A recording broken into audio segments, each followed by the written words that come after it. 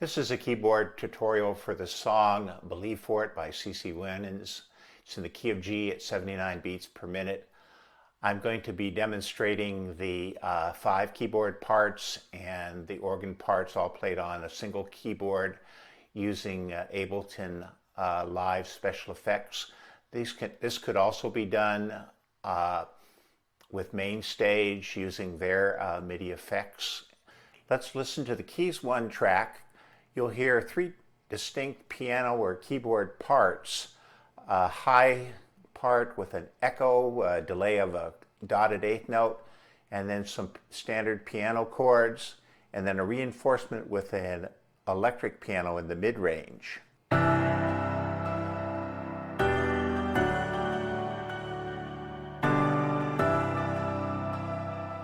Here's the primary piano part.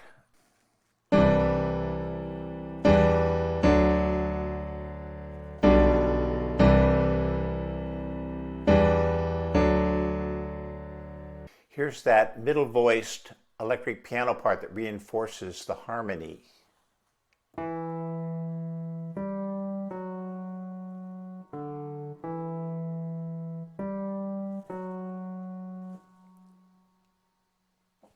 And here's that high piano with the dotted eighth delay.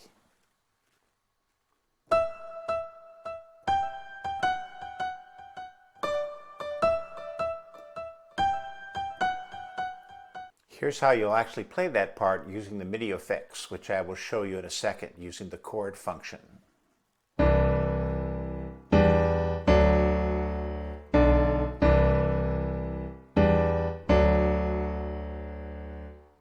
Then there's that middle reinforced part and that high piano part.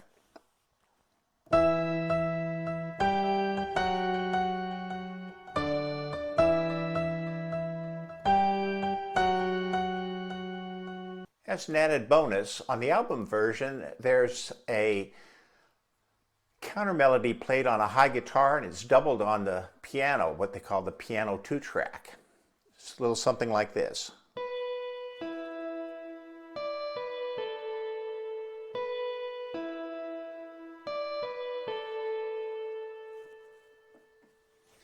If you want to play it, here's what it sounds like all together.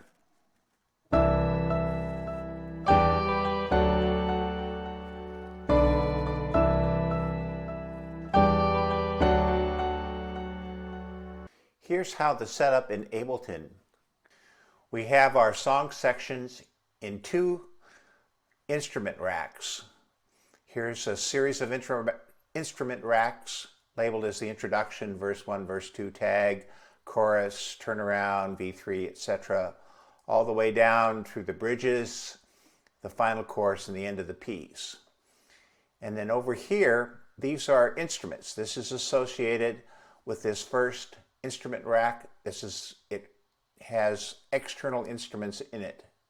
And here are those pianos. The first is that low piano part. You can see that here's the keyboard range. This is the C. Goes to this E, the D, and then the B.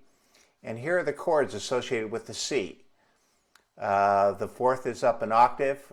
The third is up an octave, or 16 half steps, and then 26 to give that C9 chord, that D. Here's on the E to make the minor. This is the third is lowered to the minor third with 15, 22, 16, 24 for the D, and 15, 27 for the B. Here's that high piano up here. The range of notes go from D3 to G3. It is pitched up an octave with the pitch MIDI effect, and here's the chords, just an additional octave sound. And then that electric piano sound, here I call it pure reed, same range, D3, G3, but it's actually lowered an octave and then pitched up 2 octaves and 3 octaves in order to make it work. Here's that third optional guitar part in this range here from D3 to D4, pitched up or reinforced with a 2nd octave higher. Let's listen to the Keys 2 track now.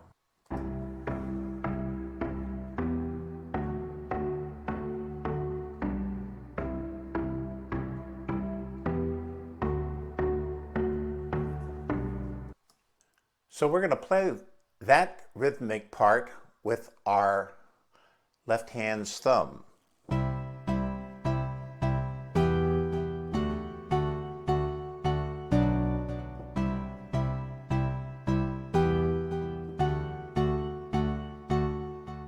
Etc.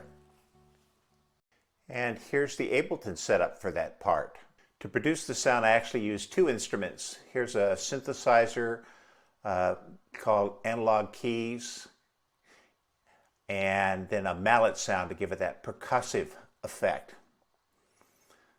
The chord here is, this range here is to play that D and that E, or C and D, C2, D2. Same for the mallet effect. And here's the chords for the synth.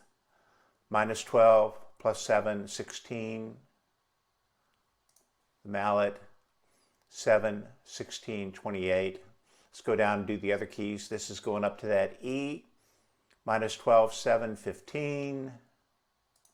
For the E again, for the mallet, 7, 15, 27. The B, -12, 7, 15. 7, 15, 27. To get the syncopation, we use a special arpeggiator, which is one of the Max for Live arpeggiators, which can also be done in main stage. You see here it's set up for 16th notes for a group of 4/16 notes, or 16, and it's this clave rhythm, bup, bup, bup, bup, and it repeats. This is rested. You can just copy this pattern. The final keys part on the introduction is keys track 5, which has a pulsating sound. It's a little something like this.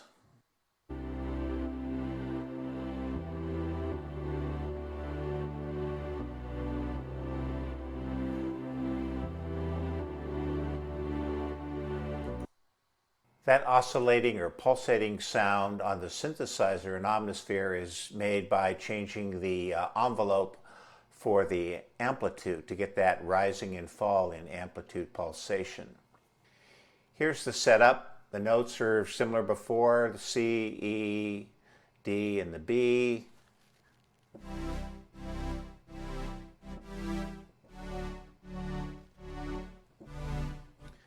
And then here's the chord settings, 19, 24, 26 for the C, for the E, 15, 24, 27, D, 16, 24, 26, correction, 28, and the B, 15, 24, 27.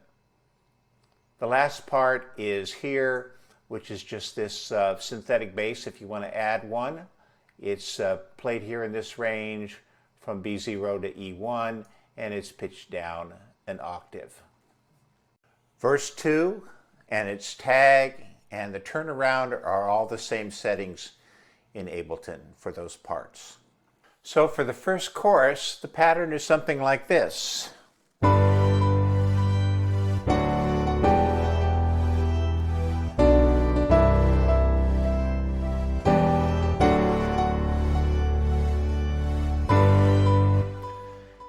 And on the repeat chorus, the only thing that's different is there's a high octave added up here.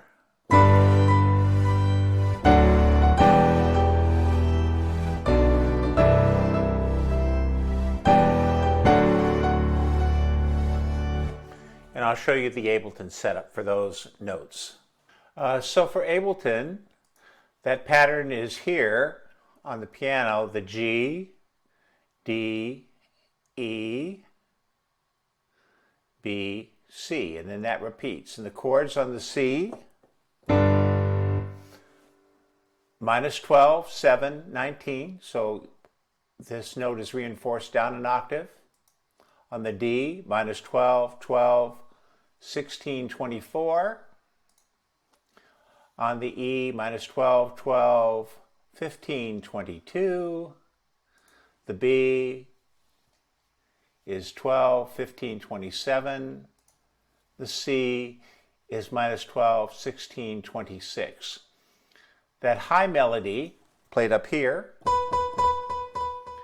on both the electric piano and this high piano with the dotted eighth note delay is reinforced up an octave, and as you can see, the range is D3 to C5. It should be C5, not C sharp, or actually D. And this range here is D3 to C4.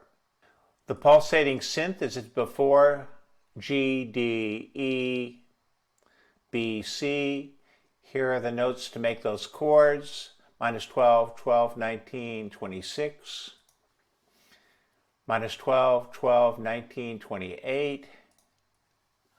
Minus 12, 12, 19, 27. Minus 12, 12, 19, 27. Minus 12, 12, 19, 28. And those notes are reinforced by more pulsating synth and organ-like sounds.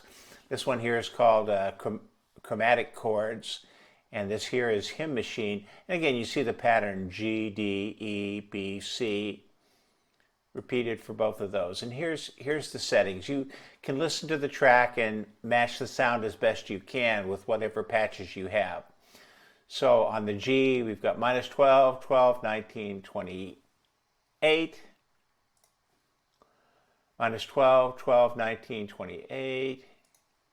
Minus 12, 12, 19, 27. Minus 12, 12, 19, 27. Minus 12, 12, 19, 28. For that other organy sound, the hymn machine, with the same pattern, we've got 19, 24, 28. Notice these are much higher. 19, 24, 28. 19, 24, 27. Again, 19, 24, 27 to get that minor third. And 19, 24, 28. And here is that just that low bass reinforcing the these chord changes. For verse 3, coming off of, I believe it's track 4, we have an additional rhythmic pattern that sustains that G and that clave type rhythm, and you'll hear it.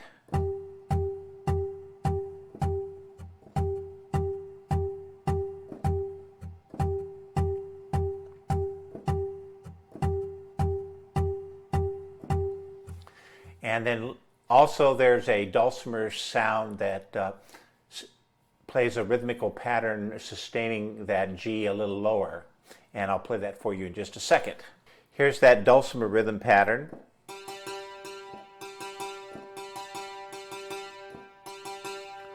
Let's take a look at that. You'll see that it has again that arpeggiator with a slightly different melody. It's on the ands, one E and they're all like that.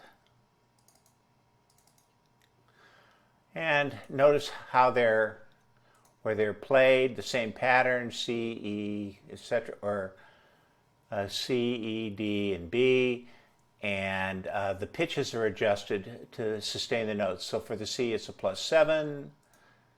For the E, it's +3. For the D, +5, and for the B, +8. So when the chorus repeats, the location of the keynotes change somewhat so that you can play a rhythm pattern as needed with your thumb. And what is different is that most of these notes, here's that pattern, this is where the thumb is playing. The bass notes are reinforced with a negative octave. This range is B0 to G1. And here are those chords, now played up here. -5, 7, 4, 7, 12, 0, 3, 10, 3, 8, 15, and 4, 7, 14. The high notes are unchanged, as is the mid-level piano, the same for the Juno synths and the chromatochord and the hymn machine, and the dulcimer is the same also. Here's how the repeat chorus sounds with your thumb playing that rhythm pattern, which is usually mostly eighth notes.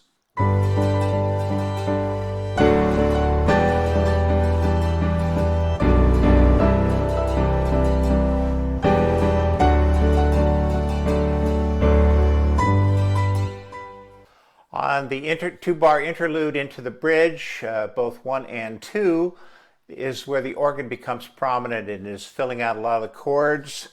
And there's even the Leslie effect that you can trigger however your keyboard lets you do it. And so the rhythm pattern is 1, 1, 1.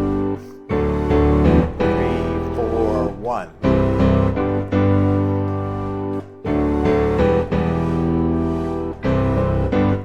And on the second bridge, it becomes more steady. We